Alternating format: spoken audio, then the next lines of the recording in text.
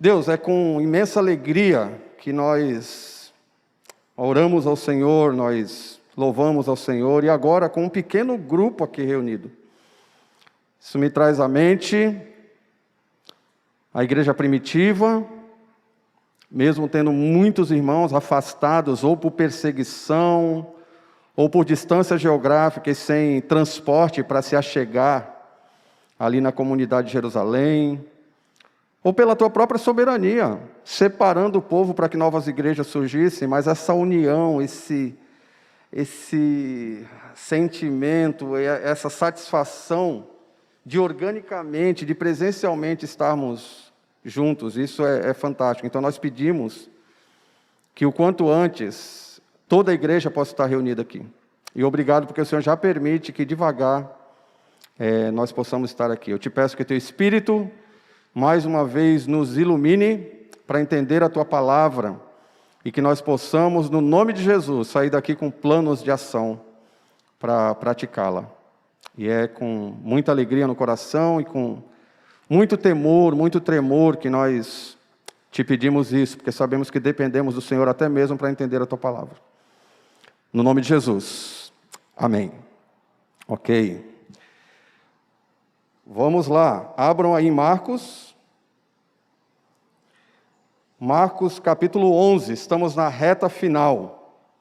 Hoje nós vamos trabalhar o trecho que está em Marcos 11, 27 a 12, 12.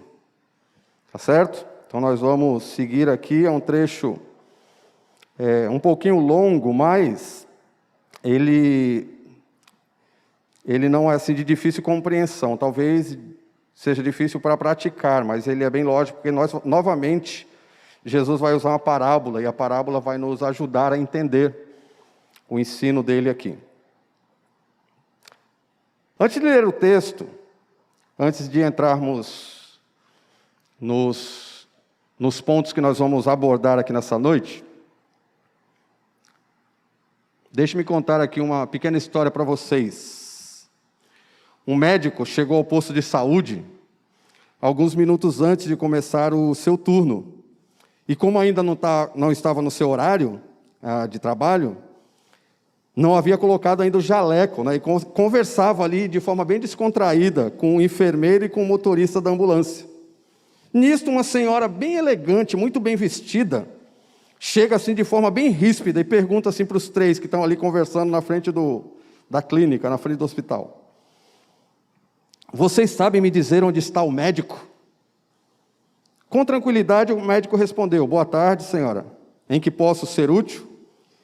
E ela, assim, ríspida, né, com raiva, respondeu para ele: será que o senhor é surdo? Não ouviu o que estou procurando pelo médico? Aí, mantendo-se calmo, ele respondeu: eu sou o médico, senhora. Em que posso ajudá-la? O senhor, com essa roupa, vestido assim, o senhor nem parece um médico de verdade. A senhora não devia julgar as pessoas pela aparência. E aí ela disse para ele: a roupa diz muito de uma pessoa. E ele responde: nem tanto, disse o médico, né? Quando a senhora chegou aqui, vestida assim, de forma tão elegante, eu pensei que se tratava de uma mulher educada e de bons modos. Ai! A autoridade de alguém não depende das nossas expectativas ou do nosso reconhecimento, e sim de quem a outorgou, de quem a deu. A autoridade de alguém depende de quem a deu, depende desse poder inerente, e não das expectativas de terceiros. Diante disso, eu quero propor para vocês que o rei zeloso exige submissão e fidelidade dos seus súditos. O rei zeloso exige submissão e fidelidade dos seus súditos. E a minha tarefa nessa noite, a nossa tarefa nessa noite, é, olhando para esse texto, responder a seguinte pergunta: como nós reagimos à autoridade de Jesus e ao cumprimento da nossa parte na progressão do reino de Deus? Foi assim com a nação de Israel, é assim com a igreja. Por isso, hoje, nós vamos ver como Jesus confronta a rebeldia e a insubmissão dos líderes judaicos, que não reconheciam sua autoridade. E ele também demonstra a progressão do plano de Deus para a humanidade. Vamos falar um pouquinho do contexto aqui. Nós já estamos numa longa jornada. Jesus passou pela fase de ratificar ou afirmar quem ele era. Ele passou pela fase de chamar os primeiros discípulos. Ele passou pela fase do ministério terapêutico, onde ele curou, ele expulsou demônios, ele provou que era Deus controlando a natureza. No meio de tudo isso, ele teve alguns encontros, alguns embates, alguns confrontos com a liderança judaica. Na verdade, Jesus já tinha um plano, e esse plano foi gradualmente sendo desenvolvido. Ele não perdeu tempo, ele tinha uma agenda, e ele foi cumprindo passo a passo dessa agenda. Nas últimas mensagens, nós chegamos na última semana desse ministério de Jesus aqui na terra. Nós vimos a entrada triunfal de Jesus ali em Jerusalém. Nós vimos Jesus purificando o templo e ilustrando essa purificação do templo, que demonstrava que a liderança judaica, a liderança da nação de Israel havia falhado novamente, por isso o templo estava daquele jeito. Ele ilustra isso com aquela maldição numa figueira, que só tinha folhas e não apresentava fruto algum. E nós vemos nessa ilustração muito clara de Jesus, de que o que ele esperava do seu povo, que era guiado por essa liderança, era frutos. Lembrem que nós estamos trabalhando agora com o templo como palco, ou como cenário. Os capítulos 11, 12, nós vamos ver o templo como palco desses confrontos, ou esse sentenciamento de Jesus aos líderes de Judá, os líderes judaicos. Mas vamos lembrar também que a nação de Israel, então os judeus que voltaram do exílio estão ali presentes agora, inclusive os discípulos de Jesus ali, todos judeus, eles já vêm lutando com a falsa expectativa de um rei que viria para acabar com o governo romano e para novamente fazer com que Israel fosse restaurada como uma grande nação histórica, geográfica e política, o grande povo de Deus. Só que a liderança havia falhado. E vocês lembram que a gente já vem trabalhando há um tempo com essa máxima da ação de Deus, de que Ele abençoa com amor, mas Ele pune com justiça, porque Ele é zeloso. E um Deus que é zeloso sempre vai exigir fidelidade e submissão dos seus súditos. Então chega a hora agora de Jesus confrontar, talvez a palavra aqui, confrontar, seja até leve. O Gildásio queria que eu usasse a palavra detonar, pisar no pescoço, julgar, bater o martelo, colocar a liderança para correr, matar, acabar com essa liderança. A ideia aqui é que agora, nos capítulos 11 e 12, Jesus vai ter encontros de sentenciamento. Ele vai agora dizer, a sentença é essa. E pouco tempo depois, essa sentença vai se concretizar. Então agora ele está ali em Jerusalém, com o templo como palco e cenário desses embates, dessas sentenças que ele vai dar para a liderança. Jesus aqui está focando no ensino acerca do plano progressivo de Deus, porque se até então Jerusalém era o local onde todos deveriam se reunir, o templo era o local da presença de Deus, a liderança não levou isso em consideração e novamente errou. E vocês viram o que aconteceu. A mensagem do pastor Dário, se você não assistiu, se você está nos assistindo aqui, entre no site da igreja, da IBG, e você vai ver o que aconteceu quando Jesus chega no templo e vê toda aquela bagunça, na purificação, porque ele está sentenciando, dizendo, olha só, vocês lembram que no Antigo Testamento, Deus abandonou o templo, que era o local sagrado, porque vocês foram idólatras, insubmissos, vocês foram rebeldes? Pois bem, Deus está retornando ao templo. Eu sou Deus, e eu estou retornando. E olha como o templo está. Vocês não aprenderam nada com isso? Então, todas essas profecias acerca do Messias que viria para novamente colocar ordem, para novamente sentenciar uma liderança podre, uma liderança que estava fazendo a nação sofrer.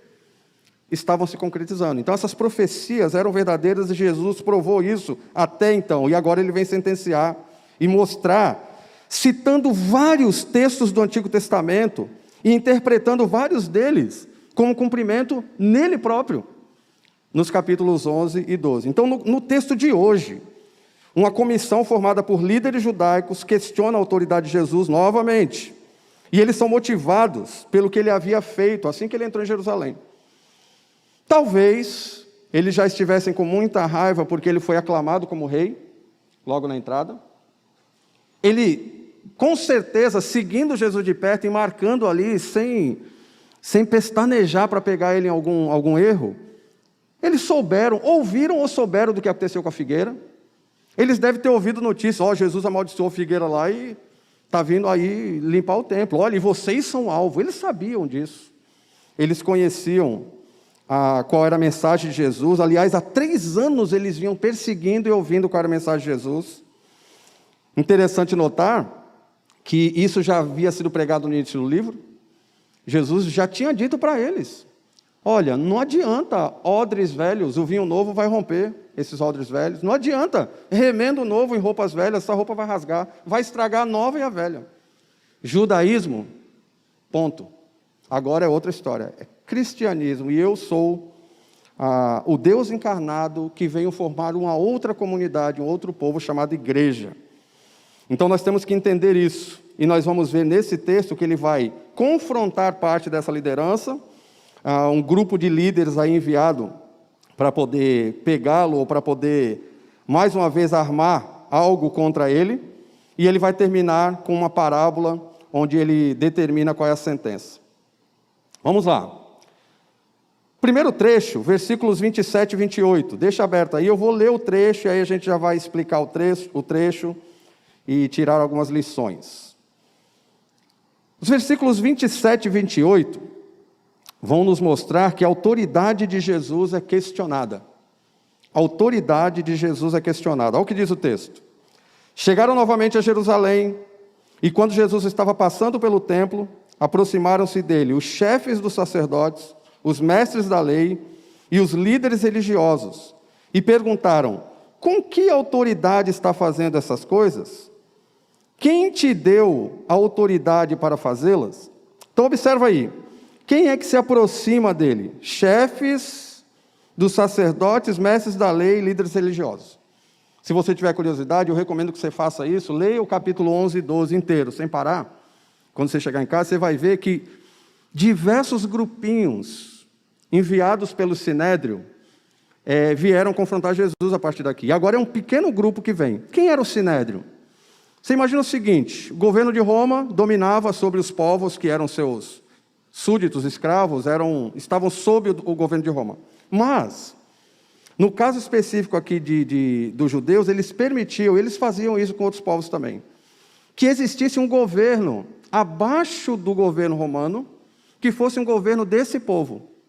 E nesse caso aqui dos judeus era o Sinédrio. O Sinédrio ele tinha poder legislativo, ele tinha poder educacional, poder político. Eles cuidavam do povo judeu, nada que fosse contra a lei romana, inclusive eles tinham o direito, ou tinham a liberdade de, quando eles não tinham mais como resolver os problemas deles, eles levarem para o governo romano. E os romanos estavam de boa. Os judeus pagavam imposto, ainda tinha um grupo ali que era um escudo, né, uma testa de ferro para resolver os problemas internos, estava de boa. Então, enquanto não houvesse problemas para um cidadão romano, para o governo de Roma, o Sinédrio, que era esse grupo de líderes, formado por fariseus, doutores da lei, chefes, sacerdotes, saduceus, até alguns herodianos, todos ali representando esse grande governo que estava judaico, que estava sob o governo de Roma. E o Sinédrio manda, então, uma pequena comissão agora, para poder pegar Jesus mais uma vez e armar algo para ele ali, para ver se ele cai em contradição. E a pergunta deles aqui é, com que autoridade está fazendo essas coisas? Que coisas? Purificar o templo, amaldiçoar a figueira, julgar a liderança, entrar sendo aclamado como rei. Que autoridade você tem para estar fazendo tudo isso? Enquanto você estava andando lá para a terra dos Gadarenos, enquanto você estava lá para outros locais, lá na Galiléia, agora você vem para cá. para o nosso local sagrado, para o centro, para Jerusalém. Chega, né? Dizer que você é Deus longe, tudo bem, mas aqui, não. O Deus, o nosso Deus, o Deus de Israel está no templo. E Jesus, é bem interessante, vocês vão perceber que ele vai usar, de forma muito sábia e soberana, a mesma estratégia que eles usavam durante todo o seu ministério, esses 3 anos. Eles tentavam pegar Jesus no pulo. E eles falavam, e aí? A gente faz isso ou aquilo? Moisés disse que era para fazer isso ou aquilo? E aí? Jesus ele vai responder fazendo exatamente a mesma coisa. Ele vai falar, eu respondo vocês sob a autoridade que eu tenho, mas antes vocês vão ter que me responder algo. É bem interessante, vocês vão ver aqui na sequência. Mas antes disso, deixa eu contar para vocês uma outra pequena historinha. Uma velhinha, a irmã crente, constantemente ela orava e pedia para Deus, Senhor, há 3 anos eu venho conversando com a liderança da igreja, porque eles têm feito algumas coisas erradas em relação aos princípios bíblicos. É claramente errado o que eles estão fazendo, a Bíblia diz isso, eles estão fazendo aquilo. E constantemente ela conversava com a liderança da igreja falava, não, a gente sabe o que a gente está fazendo, nós somos os líderes, sabemos o que estamos fazendo, e ela orando constantemente. Numa dessas madrugadas, ela está fazendo essa oração novamente. Senhor, faz mais de 3 anos que eu tento alertar os líderes sobre determinado problema, e eles não me ouvem. E aí, nessa noite, nessa madrugada, quase que imediatamente ela ouviu Deus falando com ela. Fique calma, minha filha. Só para você saber, faz mais de 20 anos que eu também falo com eles e eles não me ouvem.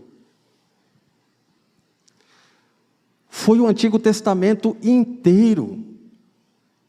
Foram profetas e mais profetas. Foram remanescentes fiéis, sacerdotes, representantes de Deus dizendo, idolatria vai levar para o buraco. Pecado vai os afastar de mim. Rebeldia é punida, seja com inutilidade ministerial, seja com morte física. E Deus constantemente alertando essa liderança. Agora, Deus está presente na pessoa de Jesus Cristo. E essa liderança que interpretava o Antigo Testamento, fariseus que nasceram e foram muito usados por Deus para preservar a lei, para trazer muitas interpretações boas, inclusive. Mas me parece que aqui, nesse caso, o poder corrompeu. Não sei se as riquezas, eles são acusados por causa das riquezas. Não sei se prazeres, eles são acusados por causa dos prazeres. O ser humano. Baixaram a guarda, e essa liderança se afastou de Deus, e arrastou o povo junto. O Deus encarnado, Deus está de volta no templo, na pessoa de Jesus Cristo. E o que eles vão perguntar para ele? Isso mesmo, Ken. Com que autoridade você está fazendo isso? Eles questionam a autoridade de Jesus Cristo, eles estão questionando a autoridade de Deus. Eles estão jogando fora, inclusive, tudo que eles interpretaram e pregaram, em todo o Antigo Testamento. O que eles vêm pregando agora, depois do exílio, no Novo Testamento. Eles estão jogando tudo isso fora, por causa de rebeldia, insubmissão, incredulidade. Nós temos algumas implicações. Primeiro, uma lá, que é muito clara. A liderança judaica não reconheceu Jesus como rei messiânico, profetizado no Antigo Testamento. E essa liderança continuou a questionar a autoridade de Jesus. Não bastasse tudo o que já estava escrito, foram 3 anos com Jesus aqui, presente, falando para eles, confrontando. Um endemoniado é liberto e se converte. Uma mulher que não era da comunidade se arrepende, se converte. Diversas pessoas tiveram contato com Jesus e são convertidos, mas a liderança dura, e arrastando o povo. Não se dobraram às profecias ditas, continuaram com essa dura cerviz, continuaram rebeldes, insubmissos. Agora, vamos pensar em algumas implicações para nós. Nossa dureza de coração faz com que questionemos a autoridade que Jesus tem como dono da igreja. Se a liderança de Israel estava agindo de forma rebelde, insubmissa, isso não é diferente hoje em dia. Como igreja, muitas vezes, nós questionamos a autoridade de Jesus. Como é que nós questionamos? De diversas formas. Estou pensando em algumas aqui, né? Por exemplo, mesmo lendo sobre o cumprimento das profecias acerca de Jesus, muitas vezes questionamos o plano de Deus. E isso só pode ser ou ignorância. Legal, você é um novo convertido, ele não conhece tudo da Bíblia. Eu não conheço, eu sou ignorante no sentido de não conhecer, tá? Não é de ser bruto. Mas muitos de nós já conhecemos o que está escrito na Bíblia. Nós sabemos qual é a vontade de Deus. Estava dando aula essa semana e alguém me perguntou assim, aula não, a gente estava comentando esse texto entre nós, missionários do PV, e alguém me perguntou, e um pastor lá do interior, que nunca teve contato com teologia, não é lá da Igreja Batista da Glória, não trabalha com exposição bíblica, não tem o privilégio de se reunir uma vez por semana com os outros pastores, e ele? Falei, Deus vai cobrá-lo do que ele conhece. Deus vai ser coerente. Ele não está cobrando que você seja um expert em teologia, ele está cobrando que você seja um praticante do que você conhece, da palavra que você já tem absorvido. Então Deus, ele é muito zeloso. Lembra da nossa proposição? Um Deus que é zeloso, ele se preocupa sim com a submissão e com a prática do que a gente já sabe. E muitas vezes nós questionamos. Então olhar para Israel e dizer que eles estavam errados, eles eram pecadores, deviam ir para o inferno de cabeça para baixo, é fácil. Agora, e nós que já temos tudo escrito, que lemos e lemos, ouvimos e ouvimos, e assistimos e cantamos, e questionamos a autoridade de Jesus quando nossa vontade. Parecemos crianças mimadas, né? Gildardo chama isso de egolatria. A Ive diz que aquela máxima aprendida no ABCB, o retrato disso, eu faço o que eu faço porque eu quero o que eu quero. Crianças mimadas, que merecem umas boas palmadas e dizem, não, eu questiono sim tua autoridade. Eu não quero me submeter. O que mais nos faz questionar a autoridade de Jesus e da Bíblia? E a resposta para essa implicação é muito simples. Os nossos interesses pessoais. Nós colocamos nossos interesses pessoais acima da submissão que nós devemos prestar diante de Jesus. Os fariseus fizeram isso. Os nossos interesses, nosso status, as nossas riquezas. Se Jesus assumir aqui, acabou tudo isso que a gente está fazendo. Acabou nossa boquinha. Rebeldia.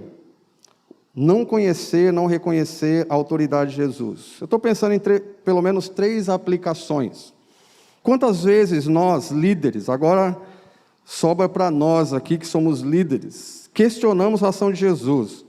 Eu estou colocando entre parênteses aqui, questionamos a autoridade de Jesus executada por discípulos. Por quê? Porque existem alguns líderes que questionam quando algo que, a exemplo daquela história da velhinha, mesmo sendo verdade, vem tipo de baixo para cima. Eles não entenderam ainda que a verdadeira liderança é submissão e funciona de baixo para cima, né? O líder deveria ser a base desse relacionamento. Mas muitos questionam. Quando um membro vem falar alguma coisa, mas pastor, isso está errado por isso, por isso. E se está errado mesmo? Mas eu sou o pastor. Quem é você para poder me questionar? Então, muitas vezes, os líderes, eles caem nesse erro. E muitas vezes acontece porque eles não entendem que as expectativas deles, nós não entendemos que os nossos planejamentos e expectativas, às vezes podem não bater com o plano de Deus. E aí? De volta à prancheta de desenhos. Nada de teimosia. Se o que eu estou fazendo não bate com o que a Bíblia está falando, irmãos, me perdoe, até então não tinha entendido esse princípio, agora está aqui, pronto. O melhor exemplo que um líder dá é reconhecer, agir biblicamente e bola para frente. Mas muitos líderes acabam caindo por causa desse orgulho, essa arrogância ou prepotência, não se submetendo à autoridade de Jesus. Lembra no Monte da Transfiguração?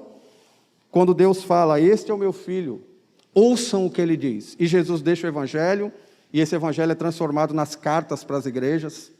Nós temos o que tem que ser feito, o que tem que ser praticado para a liderança, para a igreja.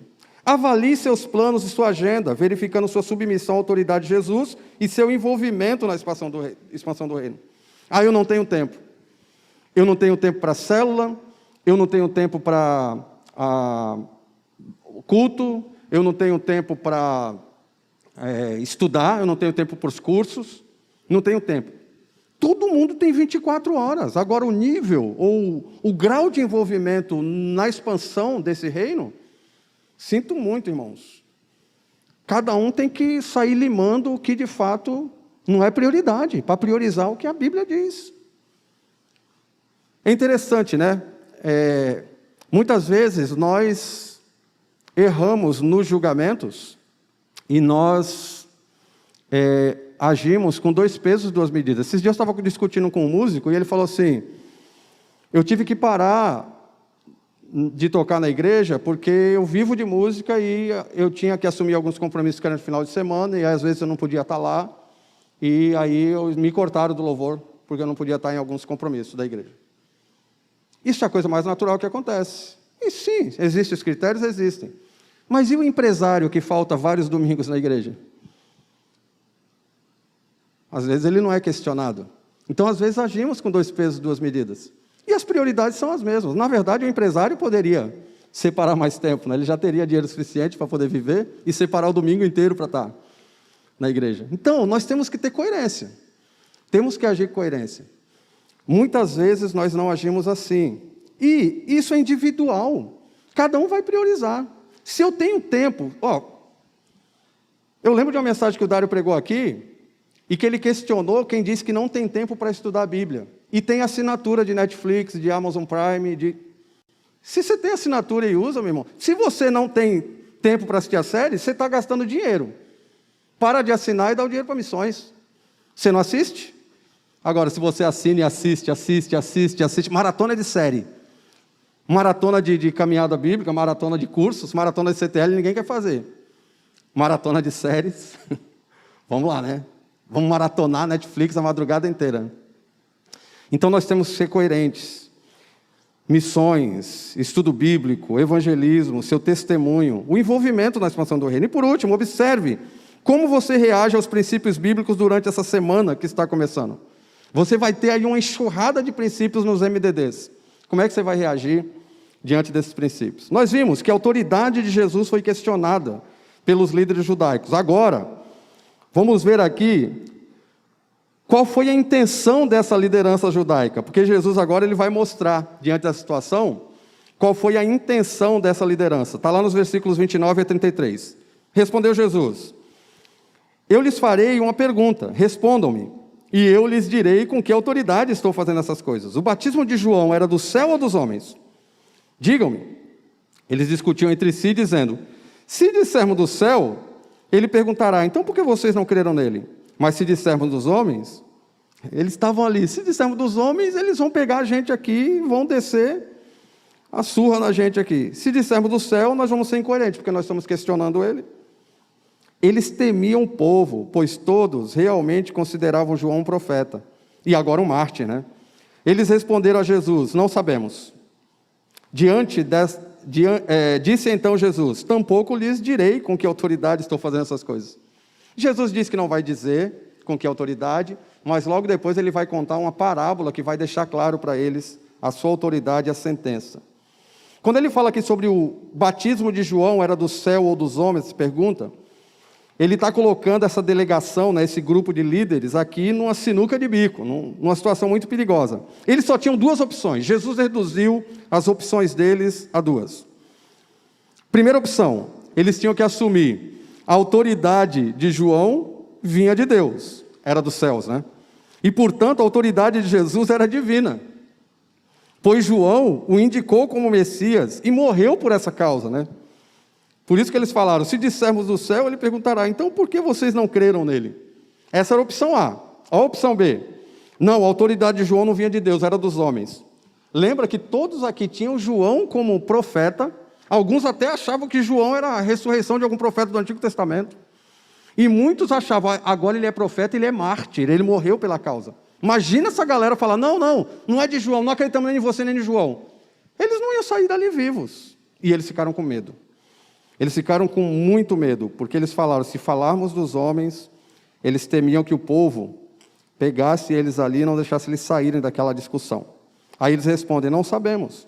Na verdade, eles respondem de uma forma muito covarde, porque eles sabiam que eles queriam ali com Jesus. Eles queriam demonstrar que Jesus não tinha autoridade. Eles mentem, dizendo, não sabemos. Eles já sabiam. Eles não acreditavam que a autoridade de Jesus vinha dos céus, né? E aí Jesus se recusa a respondê-los. Antes de vermos aqui algumas aplicações quanto a essa reação ou essa exposição do coração pecaminoso dessa liderança, vamos considerar aqui 3 implicações. A pergunta de Jesus limita a resposta a apenas 2 opções. Isso aqui é muito claro lá, né? Ou o testemunho de João a seu respeito vinha de Deus e lhe outorgava autoridade. Lembra que a autoridade não depende das expectativas de quem está vendo, mas sim da autoridade de quem a outorga. Então, Deus é a autoridade e outorgou via João Batista essa autoridade declarada, proclamada. E Jesus, o próprio Deus encarnado, inerentemente tem essa autoridade. Ou João falava por si e não tinha crédito algum como profeta de Deus. As opções eram essas. O temor dos homens e o egoísmo da liderança ficaram muito claros quando eles se calaram ao invés de reconhecer a autoridade de Jesus proclamada por João. Medo, covardia, egoísmo. A gente chama isso de temor de homens. Pessoas ali que não estavam nem aí para o povo. Nós queremos manter nosso status, nós queremos derrubar Jesus. Diante da resposta dele que nos deixou sem opção, vamos ficar caladinhos, porque senão o povo mesmo nos derruba. A idolatria do ego valoriza a autopreservação acima do valor de reconhecer a verdade. Quando nós idolatramos o nosso ego, os nossos desejos, a nossa vontade, os nossos temores, nos mantermos, ao invés de submeter e sermos totalmente dependentes de Deus, de Jesus Cristo, isso vai mostrar que valor a verdade tem para nós. A idolatria do ego valoriza a autopreservação acima do valor de reconhecer a verdade. Um jovem cristão estava diante dos seus colegas universitários durante o intervalo na faculdade. E questionado quanto à sua fé, ele ficou sem opções. Ou ele confirmaria a autoridade de Jesus em sua vida, testemunhando sua fé, ou ele praticaria a política da boa vizinhança. Eu sou cristão, mas não como aqueles carolas que vocês conhecem. Eu sou cristão, mas não do jeito que vocês conhecem, o que é ser cristão. Negando a autoridade de Jesus e vivendo de acordo com o padrão da turma. Qual seria a sua opção? Sim, eu sou. Tu é crente? Sou, mas não... Sabe? Uma autopreservação, uma valorização do ego, um temor de homens. Como é que você age no dia a dia? Como é que você tem pensado nisso? Eu estou pensando aqui em 3 aplicações para a gente trabalhar durante essa semana. Primeira, pense nas suas atitudes quando fica entre reconhecer e viver a autoridade de Jesus ou preservar sua vida medíocre e marcada pela incredulidade. Me desculpe, eu não estou sendo agressivo quando eu digo medíocre. Medíocre é na média. Não estou dizendo aqui que você está no fundo do poço. Medíocre é na média. Jesus busca excelência, frutificação. Ele não quer gente medíocre. Ele quer que nós, como discípulos, vivamos acima da mediocridade. A média não é o alvo para a vida do cristão. Nós queremos, ou Deus quer, que nós estejamos cada dia mais parecidos com Cristo. Como é que você tem trabalhado? Como líderes, quando precisamos nos submeter à autoridade de Jesus, presente em algum princípio bíblico que abalará as estruturas que nós criamos, como é que nós agimos? Não, mas se eu tiver que praticar isso que está na Bíblia, eu tenho que reformular todo o CTL, que há 15 anos eu tive tanto trabalho para fazer. Não importa se não está fazendo o que a Bíblia determina. Não, mas nossa igreja sempre fez assim, mas está batendo com o que a Bíblia diz? Então nós temos que ter muita coragem, muita submissão, muita obediência, para quando confrontados com o princípio bíblico, que muda aquilo que nós sempre planejamos ou fizemos, mas não está batendo com o que a autoridade bíblica diz, Nós temos que ter essa atitude, não fazer como os fariseus, nos calarmos. Eu não sei, deixa eu sair daqui e continuar com a minha vida. E eu quero sugerir que você comece agora. Se você já está em casa aí anotando, já começa a tua listinha. Se você está anotando aqui, presente, já começa a sua listinha. Comece agora uma lista de áreas da sua vida que precisam se submeter à autoridade de Jesus. E todos nós temos áreas da vida que ainda não submetemos a Jesus. Talvez escreva uma aí, e depois você completa durante a semana com os MDDs. Que área da minha vida eu preciso submeter à autoridade de Jesus? Se você falar que não tem área nenhuma, de repente você já foi glorificado, você não deveria estar aqui. Você já devia estar no céu. Então, você está no lugar errado. Se você não tem nada para colocar aí na sua lista de áreas que você precisa submeter à autoridade de Jesus. Os líderes questionaram a autoridade de Jesus e ele os colocou numa situação delicada, que revelava a rebeldia dos mesmos. Agora, Jesus vai ilustrar o que acontecerá com esses líderes rebeldes. Vamos para a parte final. A autoridade de Jesus foi questionada, a intenção da liderança foi revelada e agora a progressão do reino de Deus é ilustrada. E olha só o que diz o texto. Eu vou ler por partes aqui, tá? Crislã, você que está controlando? A progressão do reino de Deus é ilustrada. Passa o próximo slide, porque a gente já vai vendo as partes. Exato, pronto. A parábola aponta para o relacionamento entre Deus e Israel. Eu vou ler as partes da parábola, a gente já vai comentando, para depois tirarmos algumas aplicações.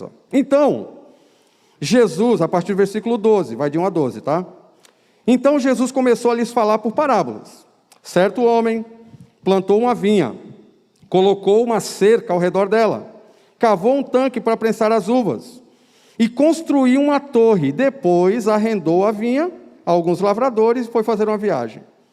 Quando ele diz, certo homem plantou uma vinha, na cabeça desses líderes judaicos que conheciam o Antigo Testamento, conheciam a lei e os profetas, eu acho que eles já ficaram ali, se eles estavam com raiva, agora eles estavam totalmente irados. Ei, esse cara está citando Isaías. Põe a tabelinha aí, eu acho que eu coloquei um slide com a tabelinha. Isso, olha lá, gente. Olha como está o que Jesus cita. Certo homem plantou uma vinha, colocou uma cerca ao redor dela, cavou um tanque para prensar as uvas, construiu uma torre, depois arrendou. Olha o que diz lá em Isaías. Vocês estão vendo aí? Olha que interessante. Cantarei para o meu amigo o seu cântico a respeito de sua vinha. Meu amigo tinha uma vinha na encosta de uma fértil colina. Cavou a terra, tirou as pedras, plantou as melhores videiras, construiu uma torre. Ele está citando Isaías. Isaías 5, de 1 a 7. Essa vinha é a nação de Israel, é o povo, é seu povo. Então o que ele está dizendo? Israel, no Antigo Testamento, é o meu povo. Então vocês, judeus, vocês são meu povo. Mas vejam só o que aconteceu com essa vinha. Por quê? Na sequência, ele vai dizer o seguinte, olha só que interessante. A atitude de Israel para com os profetas enviados para confrontar a sua rebeldia em relação a Deus, agora é demonstrada aqui no texto. Pode passar aí, Crislã, porque tem a sequência do texto. Olha lá. Na época da colheita, enviou um servo aos lavradores para receber deles parte do fruto da vinha. Mas eles o agarraram, espancaram e o mandaram embora, de mãos vazias. Então enviou-lhes outro servo, e lhes bateram na cabeça e humilharam. E enviou ainda outro, o qual mataram. Enviou muitos outros. Em alguns bateram, a outros mataram. Então aqui, depois que Jesus conta ou cita Isaías, agora ele vai aplicar isso à realidade que ele está vivendo ali agora e à realidade dessa liderança pós-exílio que está presente, discutindo com ele ali, questionando sua autoridade. A parábola faz sentido para eles, um povo que trabalhava muito com agricultura, né? E como era de costume da época, os donos das terras arrendavam. A gente ainda tem esse costume aqui, né? Eu tenho muita terra, vou arrendar. Você planta mandioca na minha terra e você me paga com produto. E a gente vai trabalhar assim. Na colheita eu vou lá, você me dá a minha macaxeira para que eu possa fazer, depois do low carb, voltar a comer minha macaxeira. E assim a gente vai fazendo nosso negócio. Função de vocês, a terra é minha. Vocês cuidam, produzem, e vocês me devolvam. Então isso era normal, eles estavam entendendo ali a ilustração que Jesus estava dando. Ele diz que na época da colheita enviou um servo. O dono da vinha esperava dos lavradores o quê? Que eles cumprissem o combinado. Pegassem parte dessa colheita, do lucro, ou da venda, ou dos produtos, e entregassem a esse servo que foi enviado. É o que ele está dizendo. O que os lavradores fizeram? Vocês viram lá no texto? A postura dos lavradores aqui. Os que deveriam cuidar da terra, produzir e pagar o combinado, foi totalmente contrário. Olha o que diz: agarraram, espancaram, mandaram embora, bateram na cabeça, humilharam e mataram aqueles que foram enviados pelo dono da vinha. Ele continua a parábola. A atitude de Israel agora para com Jesus, o Filho amado de Deus, que veio pessoalmente confrontar a liderança judaica e seria morto e depois seria rejeitado. Agora isso aqui é demonstrado lá. Ó. Tu pode passar o próximo? O próximo? Olha lá. Agora, olha o que a parábola diz. Faltava-lhe ainda o dono da vinha enviar o seu filho amado. Por fim, o enviou dizendo: aos meus servos eles espancaram, bateram, humilharam, mataram, bateram na cabeça. Meu filho não, eles respeitarão. Mas os lavradores disseram uns aos outros: este é o herdeiro. Venham, vamos matá-lo e a herança será nossa. Assim eles o agarraram e o mataram e o lançaram fora da vinha. Então, diante da postura aqui dos lavradores, o dono das terras enviou seu filho. A parábola está fazendo sentido para vocês? Para eles fez todo sentido, tanto que eles ficaram revoltados. Vocês vão ver que a reação deles eles ficam totalmente revoltados, né? Então, o dono da vinha aqui manda o filho para cobrar a dívida. E ele também foi morto pelos lavradores. Isso aqui é uma profecia sobre o que aconteceria com Israel como nação. E sobre o surgimento de uma nova comunidade de gentios e judeus, discípulos verdadeiros, que negavam cada dia a si mesmo, que tomavam a cruz, que seguiam Jesus. Uma comunidade nova, formada por judeus e gentios, chamada igreja. Jesus já vinha falando isso fazia tempo. E agora ele está dando essa sentença dizendo: chegou a hora. Vocês vão entender como é que isso aqui funciona. Então, o que fará então o dono da vinha? Virá e matará aqueles lavradores e dará a vinha a outros. Vocês nunca leram essa passagem das Escrituras? A pedra que os construtores rejeitaram tornou-se a pedra angular?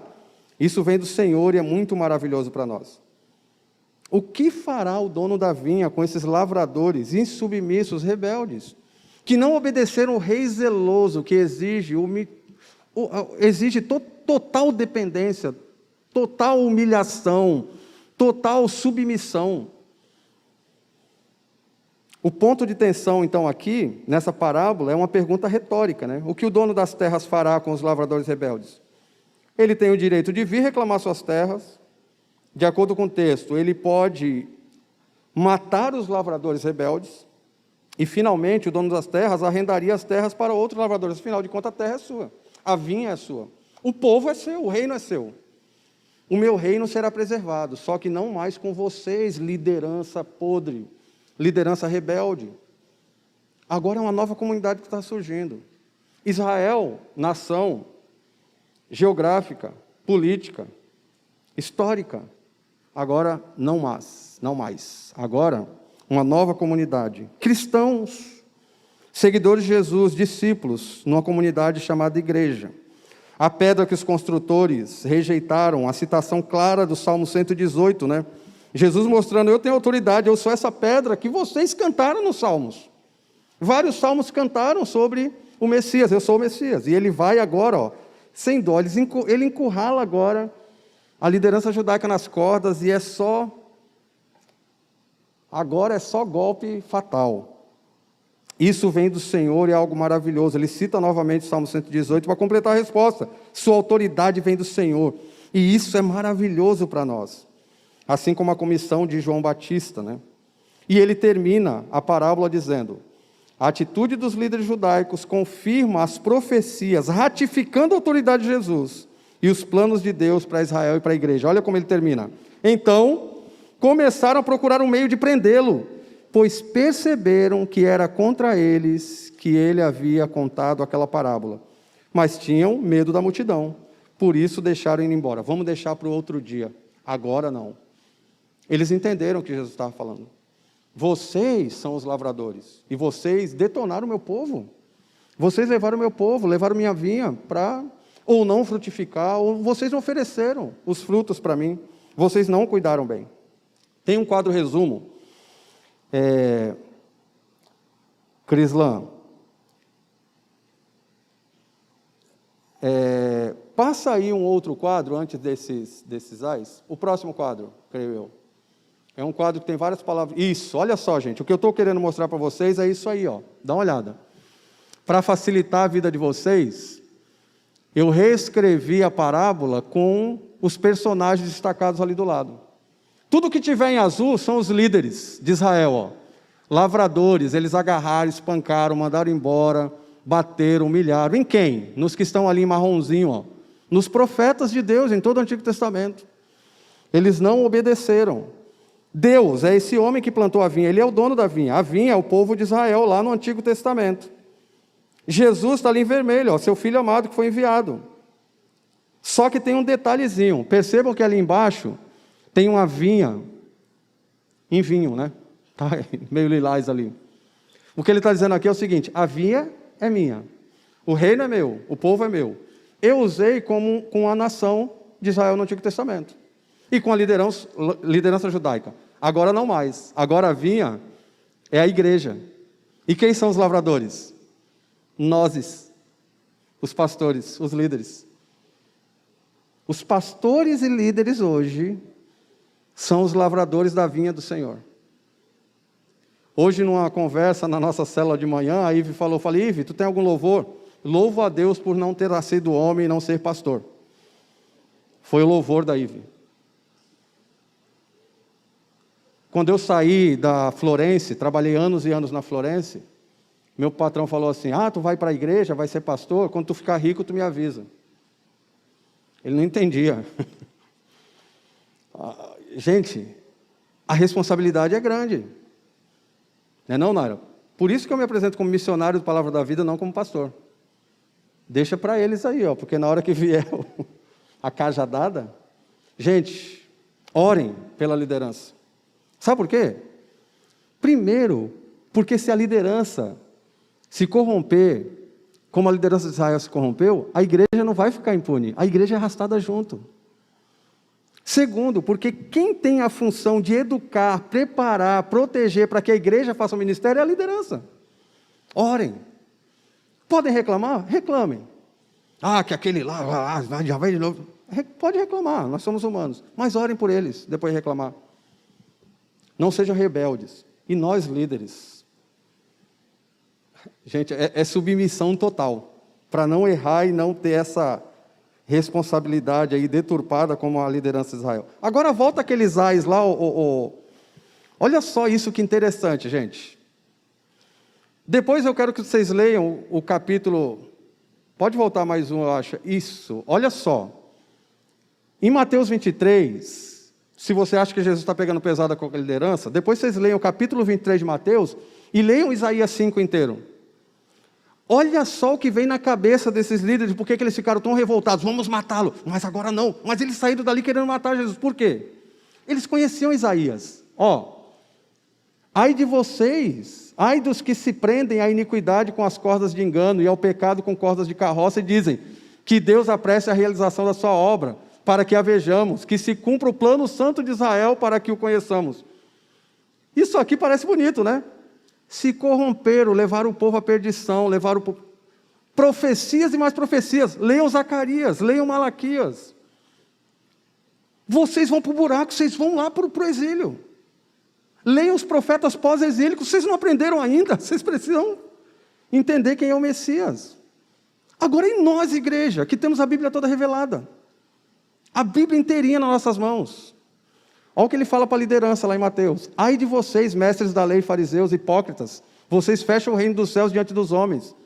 Vocês mesmos não entram nem deixam entrar aqueles que gostariam de fazê-lo. Leiam o capítulo todo, o 23 inteiro em casa, vocês vão ver isso.